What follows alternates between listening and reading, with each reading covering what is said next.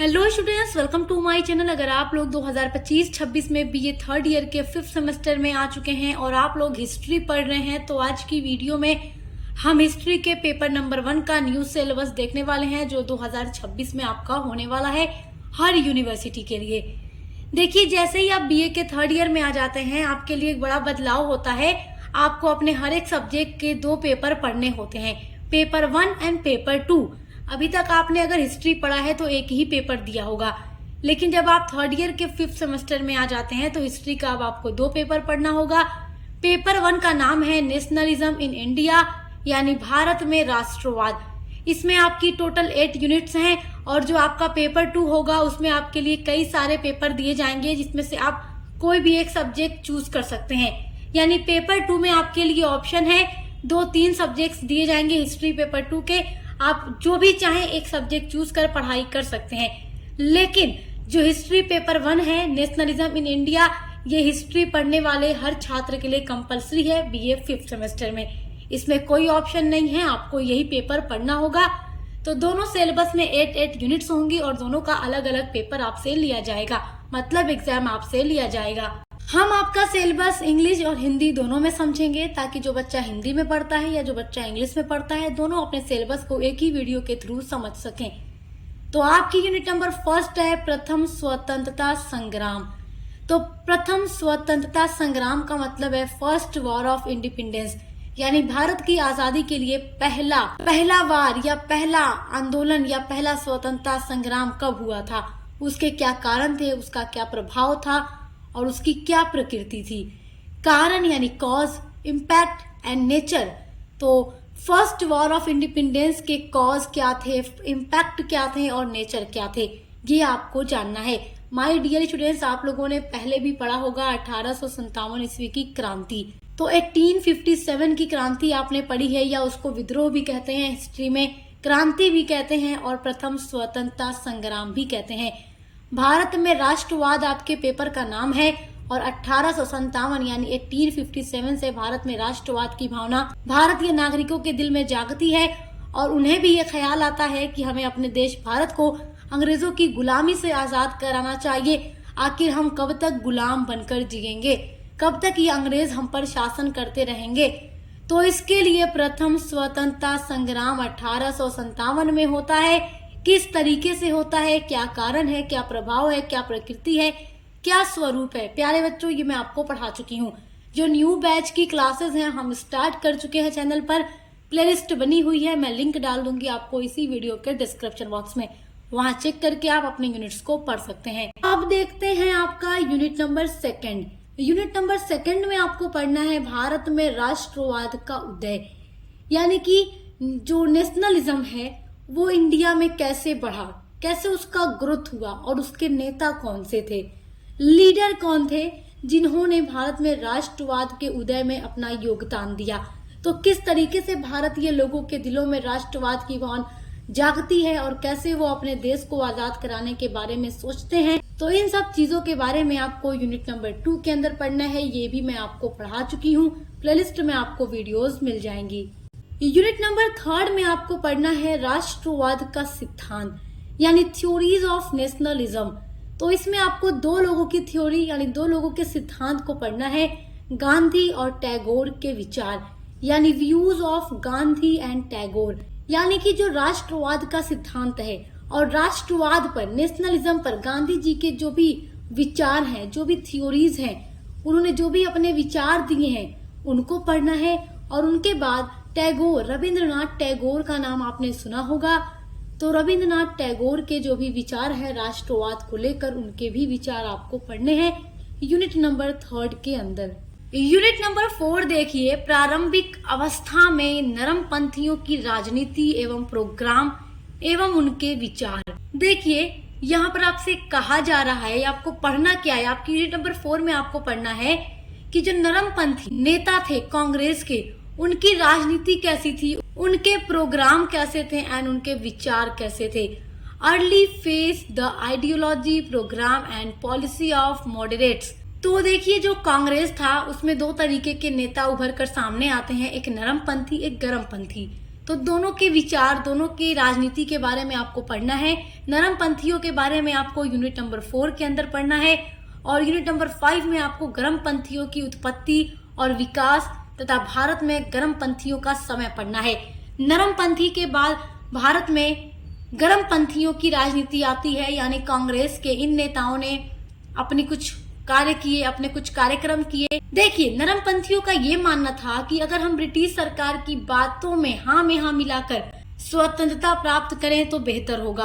और गर्मपंथी नेताओं का मानना था कि ब्रिटिश सरकार की बातों में हाँ नहीं मिलाना चाहिए, जबकि उनके खिलाफ क्रांति या क्रांतिकारी तरीकों को अपना करके अपने देश को आजाद कराना चाहिए। तो इस तरीके से नरमपंथी नेता और गर्मपंथी नेता अपने अलग अलग ख्यालों और विचारों की वजह से दो भागों में बट गए थे और कांग्रेस का विभाजन हो गया था। तो कांग्रेस के विभाजन के बारे में भी आपको पढ़ना होगा। तो ये जो यूनिट्स हैं मैं पढ़ा चुकी हूँ और एक ही वीडियो में मैंने दोनों के बारे में आपको अच्छे से एक्सप्लेन करके समझाया है ताकि आप इन सभी टॉपिक को अच्छे से समझ सकें। तो इंग्लिश में देखिए, extremist face rise and development of extremist in India.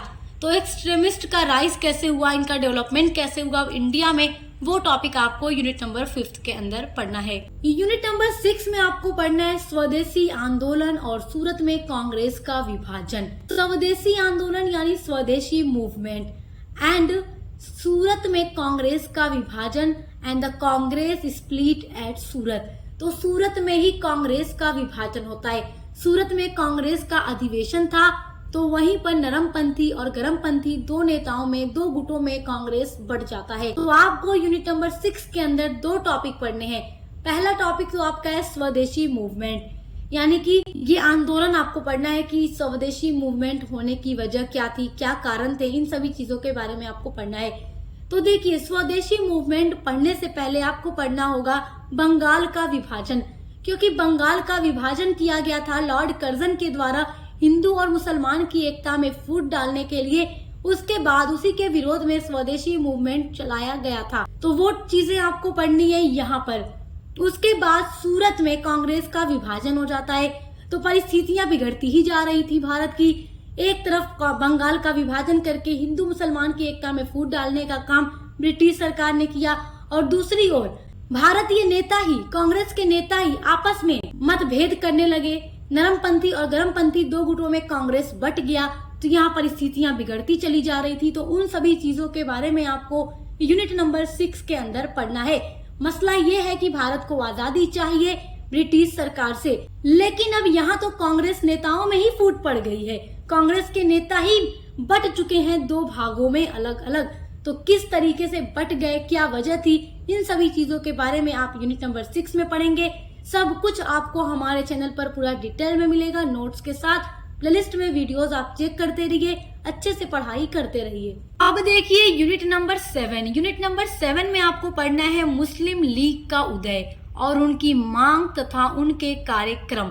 Rise of Muslim league यानी मुस्लिम लीग का उदय किस तरीके से हुआ, डिमांड्स यानी मुस्लिम लीग के नेताओं की डिमांड क्या थी, एंड प्रोग्राम और मुस्लिम लीग के नेताओं के प्रोग्राम क्या थे। अब यहाँ पर एक बात समझनी है आपको कि यूनिट नंबर 6 में आपने पढ़ा कि बंगाल का विभाजन हुआ। जब आप क्लासेस करेंगे तो आप पढ़ेंगे यूनिट नंबर 6 में, जब बंगाल का विभाजन 1905 में लॉर्ड कर्जन ने कर दिया तो स्वदेशी मूवमेंट शुरू हो गया। 1907 में क्या हुआ, सूरत में कांग्रेस का विभाजन हो गया। लेकिन यहाँ देखो, मुस्लिम लीग का उदय हो गया क्योंकि मुसलमान और हिंदू की एकता में फूट डालना था ब्रिटिश सरकार को। ब्रिटिश सरकार की नीति थी फूट डालो, शासन करो। तो मुसलमानों को भड़का दिया कि ये जो कांग्रेस पार्टी है ये तो हिंदुओं की पार्टी है, ये तुम्हारा भला क्यों चाहेगी, तुम खुद की एक पार्टी बना लो। अंग्रेजों ने इस तरीके से मुसलमान को भड़का के उनकी एक अलग पार्टी बनवा दी। 1906 में मुस्लिम लीग की एक पार्टी बन गई और उनकी कुछ अलग मांगे थी, उनके कुछ अलग कार्यक्रम थे। तो वो सारी चीजें यूनिट नंबर 7 में आपको पढ़नी है।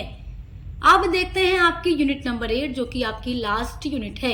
यूनिट नंबर 8 में आपको पढ़ना है प्रथम विश्व युद्ध के समय भारतीय राष्ट्रीय कांग्रेस की कार्य योजना, लखनऊ समझौता और होम रूल आंदोलन। तो यहाँ पे देखो कई सारे टॉपिक आपको पढ़ने हैं। पहले तो आपको ये पढ़ना है कि जो प्रथम विश्व युद्ध शुरू हो चुका था उस समय भारतीय राष्ट्रीय कांग्रेस की क्या कार्य योजनाएं थी और लखनऊ समझौता के बारे में आपको पढ़ना है। लखनऊ समझौता को हिस्ट्री में लखनऊ पैक्ट के नाम से भी जाना जाता है। लखनऊ पैक्ट अब क्या था, यहाँ पर इस बात को समझेंगे। आपने जाना कि हिंदू मुसलमान बढ़ चुके हैं, एक तरफ कांग्रेस पार्टी है, एक तरफ मुस्लिम लीग के नेता हैं, और ऊपर से कांग्रेस पार्टी के भी नेता दो भागों में बटे हुए हैं, नरमपंथी और गरमपंथी, उदारवादी और उग्रवादी जिनको कहते हैं।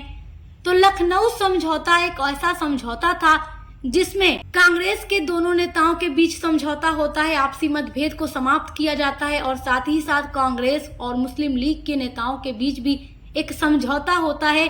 उसी को इतिहास में लखनऊ समझौता या लखनऊ पैक्ट के नाम से जानते हैं। तो उन चीजों के बारे में आपको यहाँ पढ़ना है।